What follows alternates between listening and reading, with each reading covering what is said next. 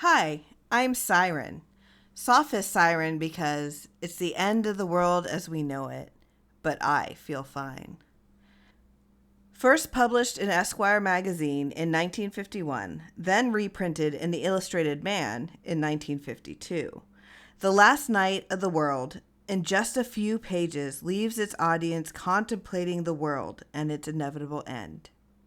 Now, let's get nice and cozy for the last night of the world by Ray Bradbury. What would you do if you knew that this was the last night of the world? What would I do? You mean seriously? Yes, seriously. I don't know. I hadn't thought.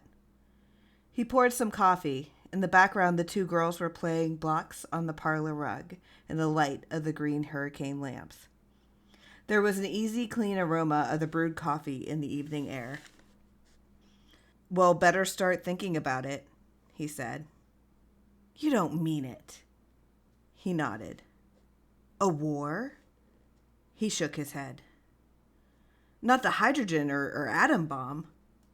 No. Or germ warfare? None of those at all, he said, stirring his coffee slowly. But just, let's say, the closing of a book. I don't think I understand. No, nor do I, really. It's just a feeling. Sometimes it frightens me. Sometimes I'm not frightened at all, but at peace. He glanced in at the girls and their yellow hair shining in the lamplight. I didn't say anything to you. It first happened about 4 nights ago. What? A dream I had. I dreamed that it was all going to be over, and a voice said it was. Not any kind of voice I can remember, but a voice anyway. And it said things would stop here on Earth. I didn't think too much about it the next day. But then I went to the office and caught Stan Willis looking out the window in the middle of the afternoon. And I said, "A penny for your thoughts, Stan." And he said, "I had a dream last night." And before he even told me the dream, I knew what it was. I could have told him. But he told me, and I listened to him. It was the same dream? The same.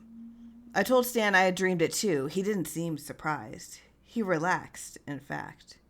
Then we started walking through the office for the hell of it. It wasn't planned. We didn't say, let's walk around. We just walked on our own, and everywhere we saw people looking at their desks or their hands or out windows. I talked to a few. So did Stan. And they all had dreamed? All of them. The same dream, with no difference. Do you believe in it? Yes. I've never been more certain. And when will it stop? The world, I mean. Sometime during the night for us, and then as the night goes on around the world, that'll go too. It'll take 24 hours for it all to go. They sat a while not touching their coffee. Then they lifted it slowly and drank, looking at each other. Do we deserve this? She said. It's not a matter of deserving. It's just that things didn't work out. I noticed you didn't even argue about this. Why not? I guess I've a reason, she said. The same one everyone at the office had? She nodded slowly. I didn't want to say anything. It happened last night, and the women on the block talked about it amongst themselves today. They dreamed. I thought it was only a coincidence. She picked up the evening paper. There's nothing in the paper about it. Everyone knows, so there's no need. He sat back in his chair, watching her. Are you afraid? No, I always thought I would be, but I'm not. Where's that spirit called self-preservation they talk so much about? I don't know. You don't get too excited when you feel things are logical. This is logical. Nothing else but this could have happened from the way we lived. We haven't been too bad, have we? No, nor enormously good. I suppose that's the trouble. We haven't been very much of anything, except us. While a big part of the world was busy being lots of quite awful things. The girls were laughing in the parlor.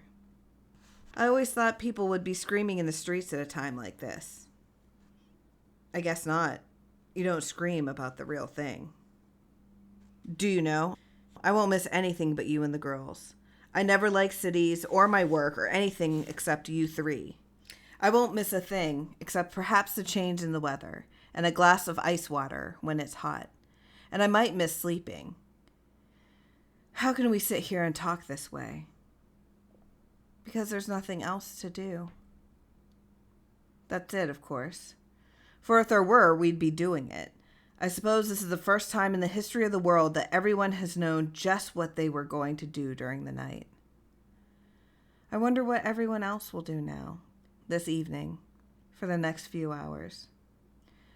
Go to a show, listen to the radio, watch television, play cards, put the children to bed, go to bed themselves, like always. In a way, that's something to be proud of, like always. They sat a moment, and then he poured himself another coffee. Why do you suppose it's tonight? Because.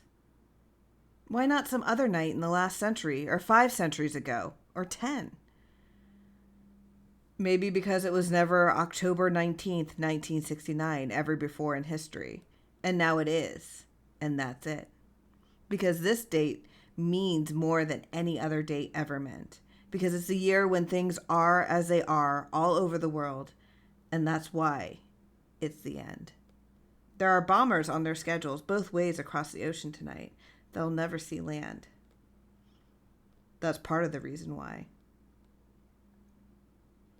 Well, he said, getting up. What shall it be? Wash the dishes? They washed the dishes and stacked them away with special neatness. At 8:30, the girls were put to bed and kissed goodnight, and the little lights by their beds turned on and the door left open just a trifle. I wonder, said the husband, coming from the bedroom and glancing back, standing there with his pipe for a moment. What? If the door will be shut all the way, or if it'll be left just a little ajar so some light comes in. I wonder if the children know. No, of course not. They sat and read the papers and talked and listened to some radio music, and then sat together by the fireplace watching the charcoal embers as the clock struck 10:30 and 11 and 11:30.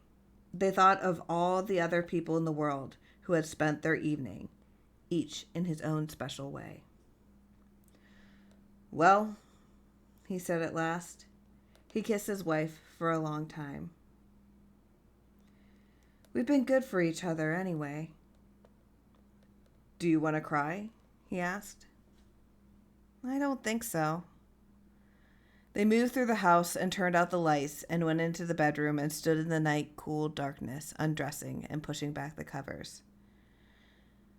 The sheets are so clean and nice. I'm tired. We're all tired. They got into bed and lay back. Just a moment, she said. He heard her get out of bed and go into the kitchen. A moment later, she returned. I left the water running in the kitchen sink, she said. Something about this was so very funny that he had to laugh. She laughed with him, knowing what it was that she had done that was funny. They stopped laughing at last and lay in their cool night bed, their hands clasped, their heads together. Good night, he said after a moment. Good night, she said. Thank you for listening.